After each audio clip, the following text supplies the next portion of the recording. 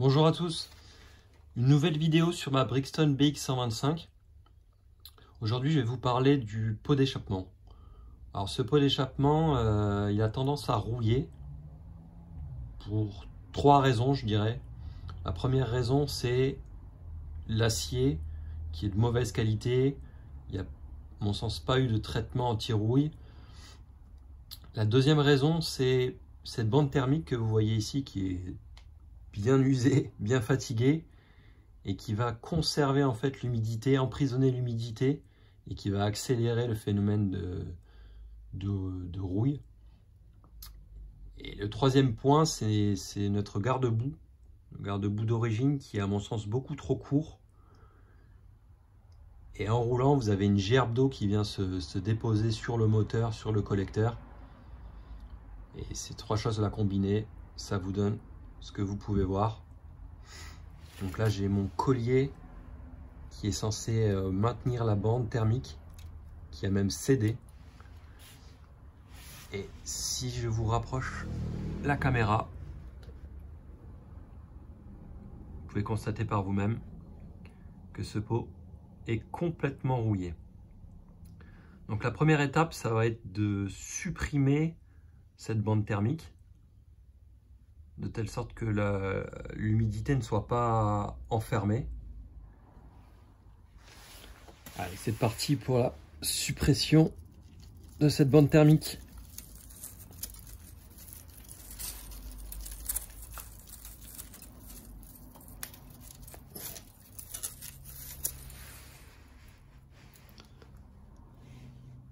Voilà le collier qui a cédé.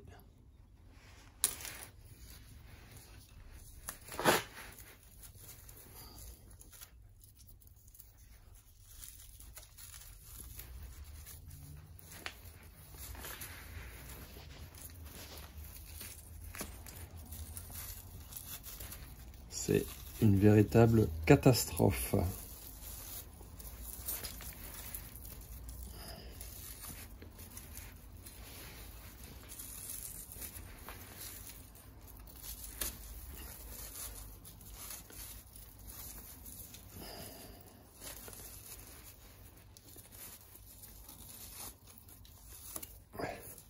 Alors, si vous venez d'acheter votre Brixton, je vous invite très rapidement à retirer cette bande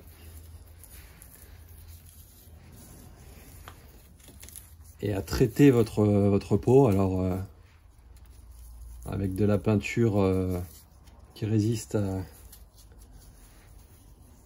peinture résistante à haute température, parce que là c'est un carnage.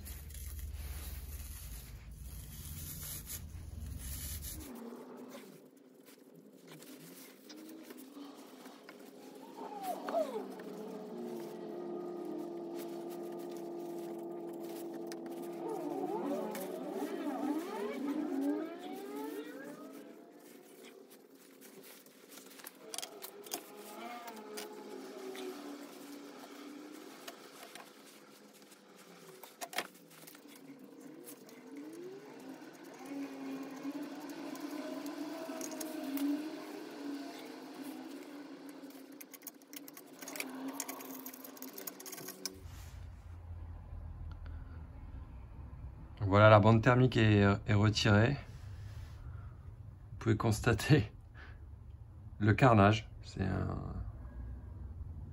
n'y a pas d'autre mot. Je sais même pas si je vais pouvoir le récupérer. En espérant que l'acier soit assez épais. Parce que là, je voulais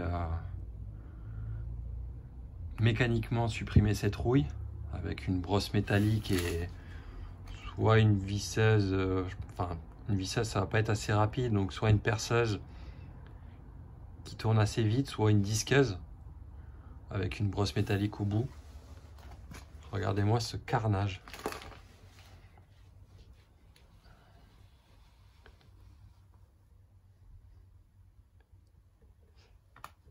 Voilà, encore une fois, si vous êtes propriétaire de cette moto, vraiment, ne prenez pas ça à la légère. Ne faites pas comme l'ancien propriétaire. Après, il était peut-être pas forcément au courant, mais voilà. Rapidement, très très rapidement, retirez cette bande et protégez votre collecteur. Voilà, c'est fini pour cet épisode. Je vous retrouve très vite dans un épisode numéro 2 où je vais tenter de récupérer ce pot d'échappement. Alors ce sera mécanique. On pourrait aussi le faire chimiquement ou par électrolyse. Bon, j'ai pas les outils ni le matériel pour. Je vais tenter mécaniquement en espérant que ça fonctionne. Allez, à plus, ciao!